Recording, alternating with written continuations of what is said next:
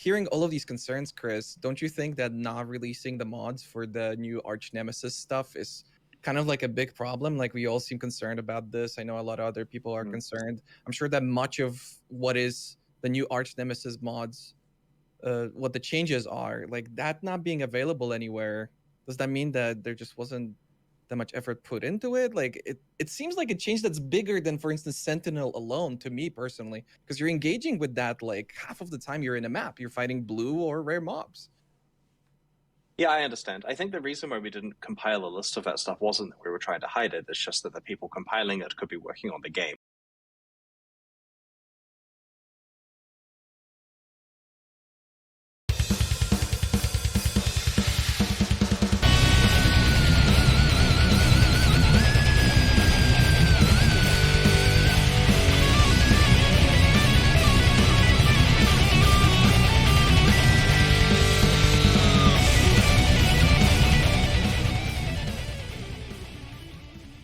What is going on, guys? Magdallan here. Today I want to talk about the Arch Nemesis mods, their implementation, and GGG's handling of the situation, particularly Chris Wilson's comments on podcasts, forum posts, stuff like that.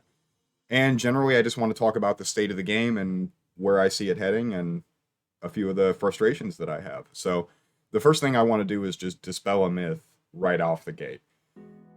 GGG is not a small company. They're turning millions and millions of profit annually.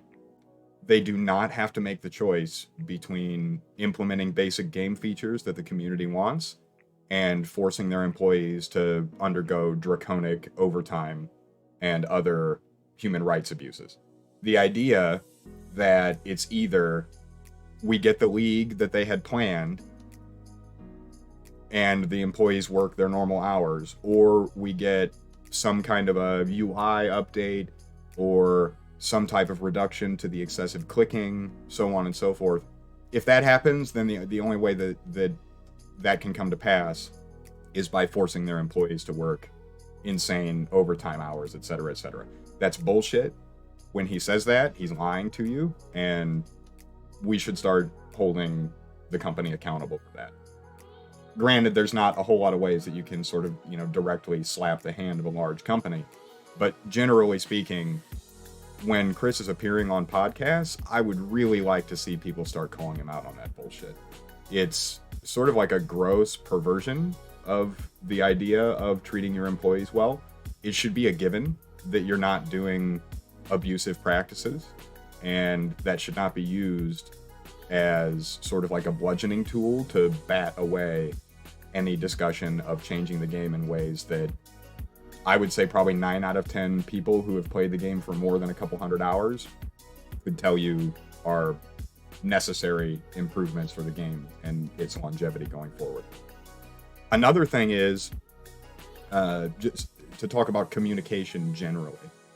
The fiasco that occurred in 3.15 sort of showed us that the company is willing to do a bunch of interviews and things like that, but basically since then it's just been a deteriorating slide into Chris Wilson going out once every 3 months and doing several hours of blatant, unapologetic, gross, corporate, just talking point, brain garbage spewing. And I think the most blatant example of that is the Baeclast podcast that he did recently. I showed a clip of that at the beginning of this video, but most of the time the things he's saying are, yeah, this is a problem, but we're just not going to fix it because we don't want to make the employees do overtime. So I think that's an issue.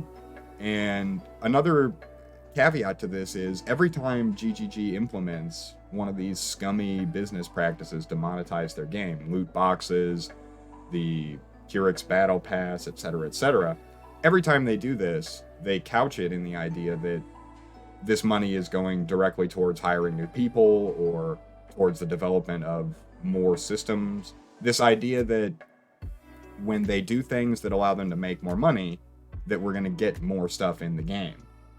But then anytime anyone questions, well, why aren't we getting any of the new stuff in the game that we actually want? We just circle back around to the talking points that I've already gone over. So I've said enough about that. I would like to see him be called out much more often on those talking points that, for me, just don't hold any weight. Now, in terms of the Arch Nemesis mods themselves, I'm fine. I'm in maps.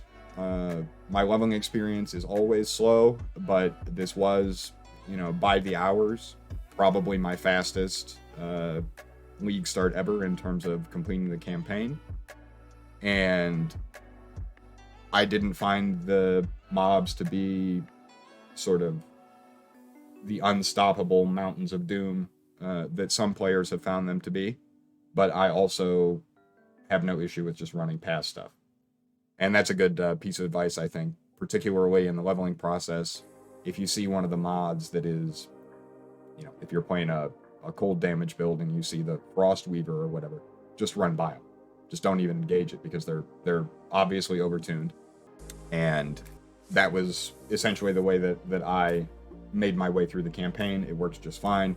The Sentinel League itself, I think, is pretty cool. I like the idea of pushing the button and the little pets come out and empower the mobs. I think there's going to be some really cool ways that I can sort of interact with that on top of things like Flash Breach or the altars themselves for the Exarch influence. So those things I think are pretty cool. The problem is that they implemented all of this stuff inside of what is basically another blatant lie. They told us there's no balance changes. And now that we've seen how the league is going to shape up in terms of the start, it's pretty clear that when they told us, hey, we're not making any balance changes, they were just lying to us. They did make balance changes. They made huge, sweeping balance changes that alter the way that every build will interact with the game to some degree. And then they didn't share any of the information about what the mods actually do.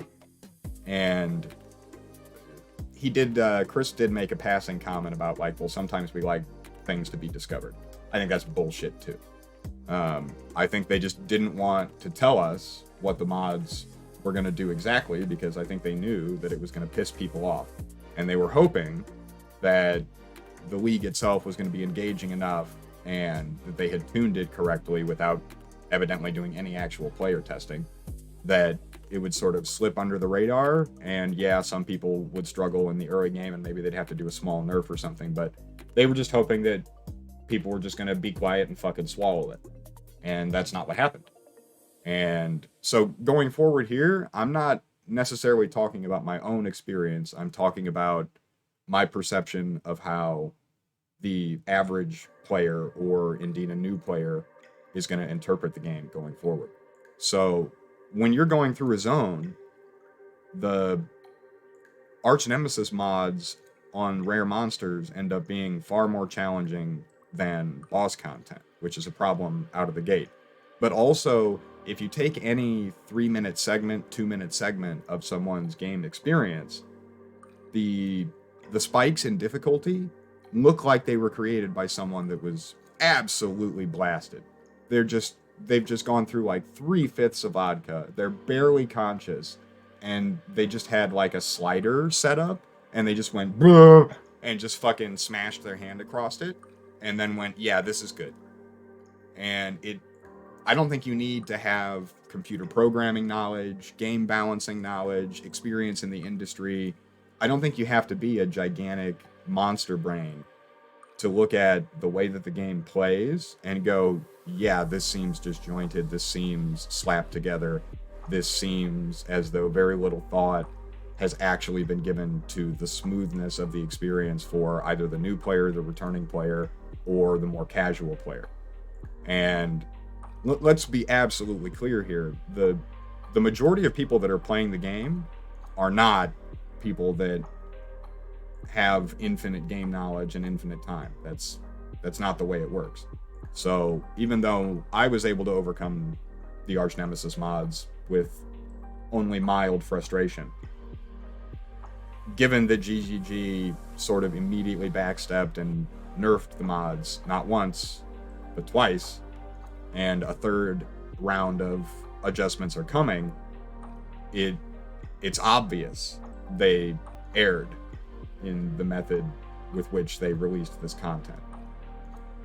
And I guess my hope is that going forward, we're going to see less instances where they make these large changes and lie to us and bullshit and pretend that the reason that the game isn't performing in the way that they wanted it to is because the players are just too greedy for new content, and so they just can't spare the man hours to get anything done, or you know, lest they begin you know, beating their employees and forcing them to work overtime, etc., while their kids sit at home crying.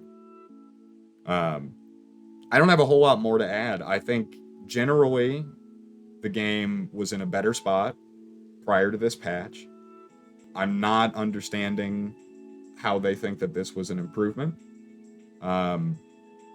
For example, I know that visual clarity was a major theme that was discussed, and I still, the game still mostly just looks like a clusterfuck of different, you know, colored lights that pop in and out of existence as you smash through the content. I don't think they achieved that goal. I don't think the mods are more engaging. And I mean, let's be real, Arch Nemesis as a league, the general review from players was, skip it.